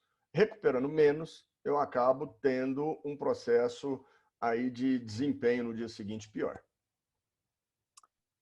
Muito bem, agora uma pergunta muito interessante, vinda do Marcelo Zanetti, que lhe dá os parabéns ao professor pela sua apresentação. Vocês têm algum estudo envolvendo aspectos motivacionais, como clima motivacional criado pelo treinador no padrão de sono dos atletas? Assim, estudo publicado, não. Nós não temos nenhum estudo publicado com intervenção do técnico no aspecto motivacional, mas nós já temos acompanhado, e aí de uma forma muito mais não tão científica, mas que a gente foi e presenciou, que essa relação do técnico com os aspectos motivacionais para o atleta é fundamental. Então, o técnico que consegue passar isso para o atleta, transmitir essa motivação para o atleta e trazer essa confiança para o atleta, ajuda e muito todo o processo. Então, estudos nesse sentido seriam muito bem-vindos. Mais uma questão aqui colocada pela Inês Pereira, uma questão muito interessante. Em outros contextos de competição, os atletas têm de competir, em Portugal em condições habituais, às 9 horas da manhã e numa segunda fase novamente às 18 horas. Por exemplo, no ténis, no pádel ou no xadrez. Como potenciar a performance em horários tão diferentes no mesmo dia? Bem, e aí isso é um pouquinho difícil, ou seja, se a gente imaginar a mesma... Então, vamos imaginar assim, no mesmo dia você tem várias possibilidades de horários de competição, então eu vou fazer uma competição de manhã, mas se eu passar, eu ainda vou ter uma outra competição no final da tarde e início da noite. Então, o que nós temos que ter aí, né, e aí eu acho que é extremamente importante, é uma habituação com o tempo de exposição à modalidade. Então, eu vou ter que fazer ao longo do dia várias induções de performance ou de competição para que esse atleta se habitue. E aí, esse atleta é importante que ele trace uma determinada estratégia para ele, para que ele possa se resguardar ou descansar em momentos que ele consiga. Eu vi que hoje, essa prova, aqui agora, eu não preciso me desgastar tanto. Saber dosar o quanto que ele pode realizar para que possa fazer, principalmente no aspecto cognitivo, na hora que você pensa ali no xadrez, né? Então, assim, um desgaste mental ao longo do tempo é muito ruim. Para esses atletas de xadrez, se pudessem fazer aquele cochilo, né, programado ao longo do dia, seria muito interessante, como da mesma forma o tênis. O grande problema é você acordar de um cochilo muito próximo da competição, e aí você vai ter aquela inércia de sono, o que não é legal. Então, fazer cochilos múltiplos de 20 minutos, 20, 40, 60, mais de 60 é dormir mesmo, né? Então não é um cochilo, seria algo também, estratégias interessantes de ser feita. Muito bem, nova questão colocada pelo Pedro Oliveira, não tanto relacionada com a performance desportiva, mas tem que ver com esta questão do próprio fuso horário. Existe alguma razão fisiológica que suporta a mudança de hora nos horários inverno-verão? Existe alguma questão fisiológica que possa suportar a mudança de hora, porque, como deve saber, nós, pelo menos aqui em Portugal, temos uma hora de inverno e uma hora de verão, de forma a que, durante o inverno, sobretudo, privilegiamos as horas iniciais do dia com o sol, com a luz do sol, e fica de noite mais cedo. E no caso do verão, essa situação, uma vez que temos maior número de horas de sono, andamos uma hora para a frente e uma hora para trás, consoante o momento do ano. Não é assim em todos os locais do mundo. Por exemplo, em Tóquio, sabemos que não há essa mudança, mas nós fazemos. E, portanto, a questão ia muito nesse sentido, se existia alguma razão fisiológica para esta alteração. Ela existe por um motivo muito simples, né? Lá atrás, na hora que nós falamos sobre ritmos biológicos, quando nós temos o inverno, o tempo total exposto à luminosidade é menor. E aí nós temos secreções de hormônios, né, serotonina, cortisol, todas alteradas porque o meu dia encurtou. Eu fiquei menos exposto à luz. Então, uma estratégia para quando eu tenho um tempo de luminosidade menor é trabalhar com banho de luz. Ou seja, eu posso trabalhar com banho de luz com os atletas para equilibrar o horário do tempo total de luz para esses atletas normal, como se fosse no verão. No entanto, a pergunta é, como eu quero me adaptar? Eu quero me adaptar para o período do inverno, porque a competição é no período do inverno, ou eu quero me adaptar para o período do verão, porque a competição é no verão. Então, nós temos que entender como melhor se adaptar. Vou só dar um exemplo muito clássico, que é a questão da depressão sazonal. Então, nós temos períodos de pessoas que entram em depressão num período próximo a período que o dia fica menor do que a noite. E a forma de tratamento disso é banho de luz, né? Ou seja, você dá banho de luz, você equilibra a serotonina, equilibra toda a parte de neurotransmissão e faz com que isso seja de uma forma muito bem aplicada. Bom, passamos agora para uma questão colocada pelo nosso caríssimo João Paulo Bessa, que refere no rugby de 7, os jogos desenrolam-se durante todo o dia, em 2 dias seguidos. Como proceder na preparação? Você pode repetir para mim? Porque eu não estou vendo ela aqui escrita aqui, só para eu poder... Aqui no Question and Answers, colocada pelo professor João Paulo Bessa, no rugby de 7, os jogos desenrolam-se durante todo o dia, em 2 dias seguidos. Como proceder na preparação? Eu acho que seria uma boa estratégia para esse caso aí. Nós traçarmos, né, equilibrarmos um horário adequado de sono para esses atletas, que horário que eles vão dormir, que hora que eles vão acordar, como também um horário de cochilo programado ao longo do dia. Eu acho que seria muito interessante o trabalho do cochilo, a inserção do cochilo. Podemos trabalhar com a luva para ajudar nessa termorregulação de horário de dormir e, ao mesmo tempo, na recuperação e na redução da fadiga? Podemos também. Podemos trabalhar com o processo de termorregulação para que isso possa ocorrer. Né? Eu acho que eu estou pensando em coisas não farmacológicas. Né? Eu acho que seria algo extremamente interessante de se trabalhar. Né? E aí, ao mesmo tempo, um período anterior a essa competição, fazer um processo de adaptação. Nós temos que fazer simulados de adaptação para que o atleta entenda qual é o padrão, para que ele possa repetir isso no dia. Então, eu acho que o cochilo programado, a adequação do horário do sono noturno e até o uso da luva pode ser algo muito interessante de se trabalhar. Passando agora para uma questão que nos é colocada pelo João Antunes, que deixa também os parabéns pela apresentação. O professor falou da inversão aguda do ciclo de sono e dos seus efeitos prejudiciais, nomeadamente na supressão de libertação de certas hormonas. Contudo, se esta inversão ocorrer de forma crónica, por exemplo, ao longo de toda a vida do atleta, é possível existir uma adaptação crónica a esta inversão? É possível existir o ajuste crónico da libertação das hormonas? Vou dar um exemplo clássico do trabalhador por turno, né? A pessoa que trabalha à noite. Qual é o grande problema do trabalhador noturno? É que a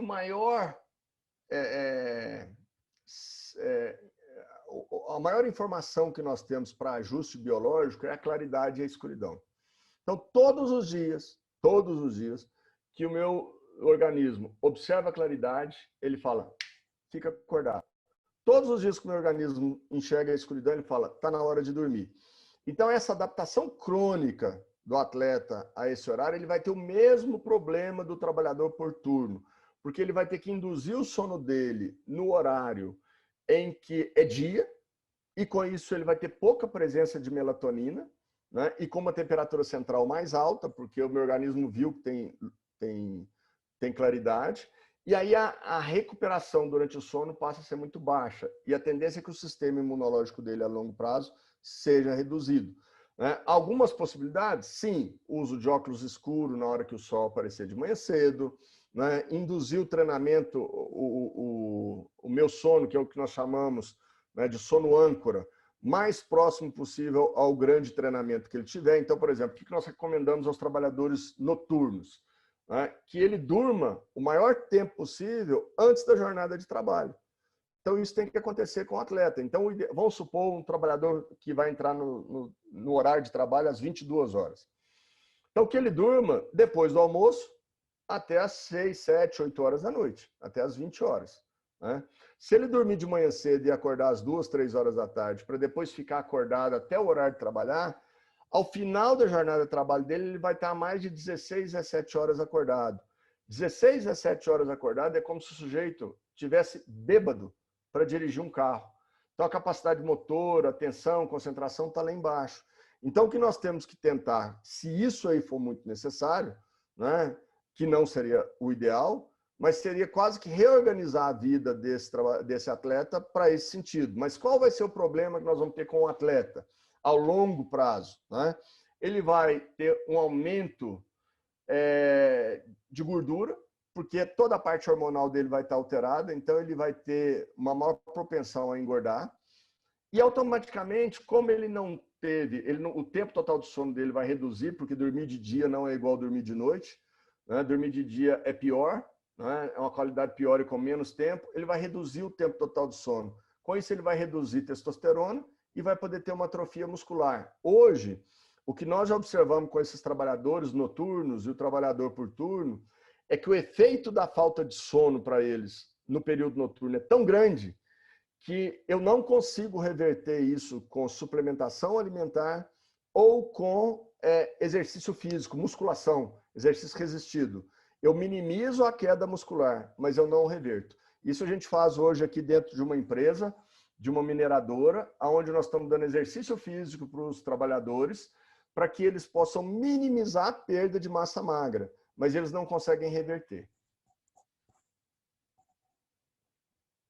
Próxima questão, vinda do caríssimo treinador de atletismo, Pedro Pinto, que agradece a sua excelente apresentação e gostaria de saber a sua opinião sobre o número de dias antes da competição para a chegada ao Japão, vindo de Portugal, naturalmente, para termos um atleta recuperado completamente para a realização da competição.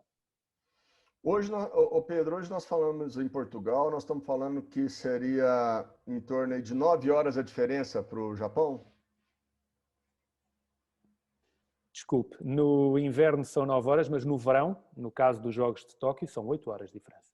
8 horas. Então, ô Pedro, eu acho que assim, uma boa estratégia de recuperação, né, de tempo, é assim, tudo vai depender muito.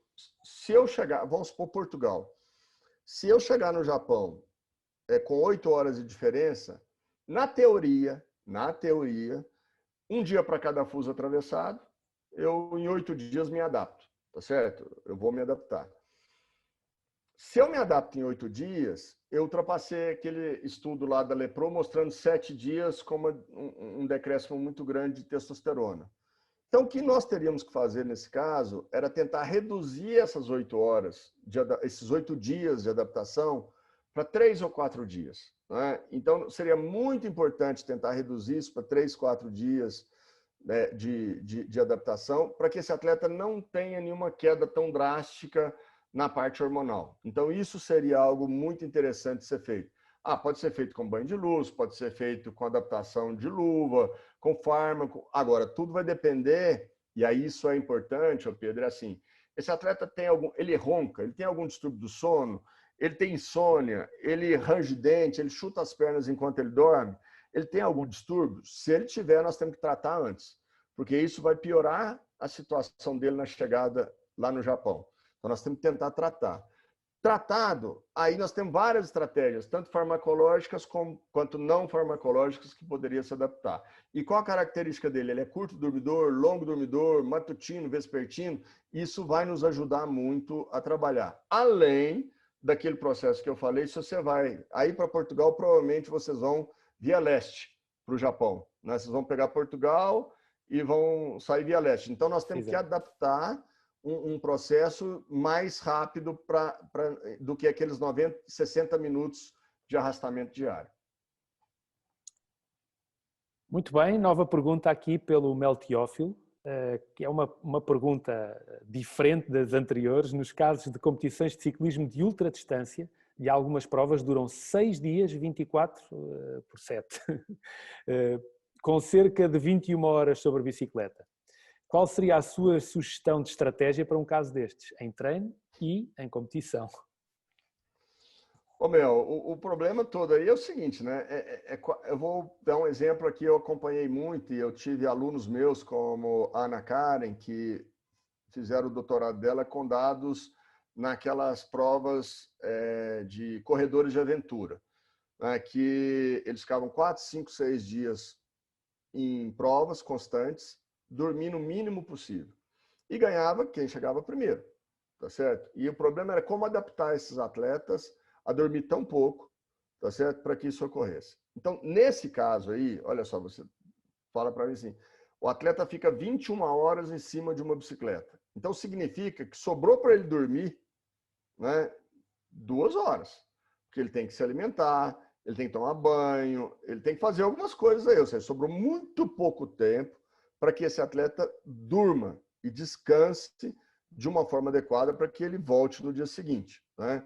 Então, eu acredito que o processo de adaptação disso a esse atleta é muito importante. Como também esse atleta ele tem que ter uma antecipação de massa magra muito grande, porque ele vai perder muita massa magra ao longo da competição. Por quê? Porque ele não teve tempo de recuperar. E ele está todos os dias, então, naquela curva da periodização do treinamento que a gente fala, né, você deu uma carga, tem um decréscimo, depois você teve a supercompensação, e aí vai aumentando. No caso desse atleta, o que ele vai ter é só uma queda ao longo do tempo, porque ele não tem tempo de se recuperar. Ele tem um desgaste muito grande de 21 horas com pouquíssimo tempo de recuperação. Então, induzir o sono nesse atleta imediatamente ao horário que ele terminou é uma estratégia muito importante. Né? Fazer com que esse atleta durma. E não vai ser muito difícil, porque ele vai estar exausto. Né? O que precisa é traçar estratégias para que o horário que ele vai dormir, ele não pode ver luz. Então, nós vamos deixar ele com óculos escuros logo depois que ele parar a prova. Um banho rápido, alimentação e dormir. né? Então, essas são estratégias, mas chegar na prova antes com uma carga superior à parte de força muscular, de capacidade muscular que ele possa. Agora, o que me preocupa muito aí é processo decisório, atencional, porque ele pode ter uma fadiga muito grande, pouca recuperação, passar muito pouco pelo sono REM, e às vezes o processo decisório dele, na hora de uma ultrapassagem, de tomada de decisão, isso pode levar ele a um acidente, como também uma decisão errada e perder a prova. Então, isso tem que ser muito bem avaliado para que a gente possa tentar ajudá-lo da melhor forma possível. Muito obrigado, o nosso tempo está quase a chegar ao final. Eu vou, e não resisto, a colocar também uma questão ao doutor, relativamente à sua experiência, quer para os Jogos do Rio, quer agora para os Jogos de Tóquio, e toda a preparação todos estes anos com os atletas. Como é que vocês trabalham no Comitê Olímpico? Trabalham com todos os atletas, com todos os desportos, com todas as modalidades? Ou há alguma seleção, ou trabalham apenas e só com aqueles atletas que, no fundo, pretendem apoio para este fim? Como é que vocês organizaram esta questão e o apoio direto aos atletas no que diz respeito ao sono?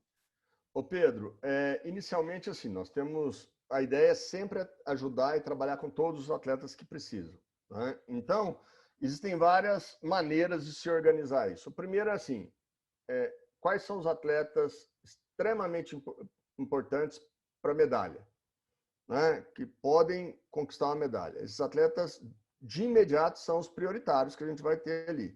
No entanto, nós temos um aspecto extremamente importante, que é o seguinte: o atleta que tem queixa do seu sono e distúrbio do sono, independente se ele está em condição de medalha ou não, ele tem que ser avaliado para ele poder ter um bom rendimento, porque às vezes um bom tratamento do distúrbio do sono para ele muda o patamar desse atleta.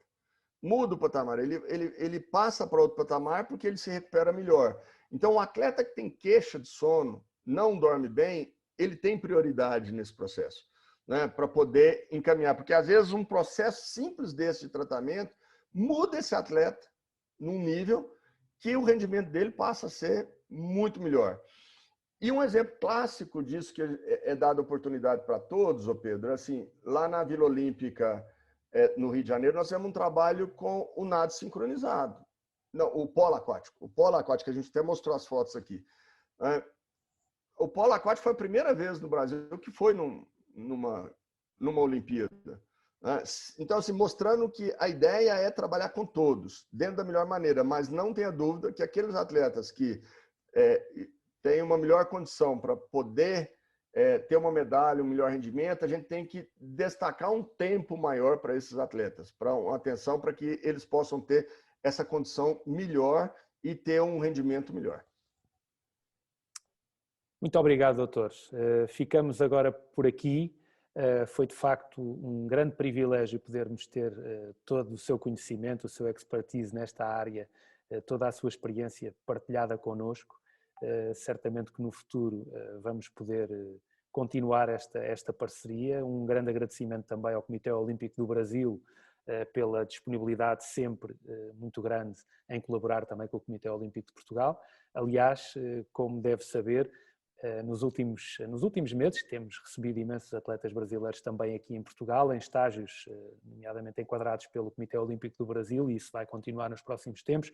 Esta situação pandémica de alguma maneira tem-nos afastado, mas de outra maneira também nos tem aproximado, e claramente as relações entre o Comitê Olímpico de Portugal e do Brasil, com esta situação da pandemia, todos estes problemas que temos no mundo acabaram por ajudar a esta aproximação entre os nossos países, que, como dizia, são países amigos, países irmãos, digamos assim. E, portanto, doutor, eu não sei, entretanto, julgo que ainda queria dizer uma palavra agora. Ô Pedro, primeiro eu quero agradecer ao Comitê Olímpico de Portugal, né, pelo carinho, por toda a atenção, pelo convite. A você, em especial, e ao presidente aí por todo o apoio, né? Eu já estive aí em Portugal pela Federação de Natação de Portugal, ministrando uma palestra dentro do próprio Comitê Olímpico de Portugal. Então, muito obrigado a você e ao Comitê Olímpico, como também obrigado ao Comitê Olímpico do Brasil, né, através das pessoas do professor Jorge Bichara, do professor Sebastião, né, que tem sempre dado um apoio muito grande a isso, e a minha universidade, né, a Universidade Federal de Minas Gerais, da qual eu sou professor, e nos ajuda e propicia a todo esse trabalho que a gente faz. Muito obrigado, um grande abraço a todos e espero ter contribuído um pouquinho aí com todo mundo. Muito obrigado, nós é que estamos de facto muito gratos a toda a sua ajuda e certamente que noutra oportunidade, espero que muito em breve possamos novamente contar com toda a sua capacidade e o seu conhecimento. Muito obrigado, Dr. Marco Túlio de Melo. Jorge Binchara é o diretor desportivo do Brasil, acabou agora de falar sobre ele e ainda tinha aqui na cabeça, mas aproveito para relembrar todos os participantes que na próxima semana vamos ter a nossa psicóloga do Comitê Olímpico de Portugal a falar também sobre treino de competências psicoemocionais e otimização no processo de treino desportivo, naturalmente num processo relacionado com a recuperação e o sono nesta área específica do ciclo de formação, que recordo, terá 6 sessões, esta foi a segunda e terminará no próximo dia 11 de dezembro. Muito obrigado a todos, muito obrigado, doutor, até à próxima semana. Um grande abraço a todos aí, tudo de bom, tchau. Obrigado, doutor.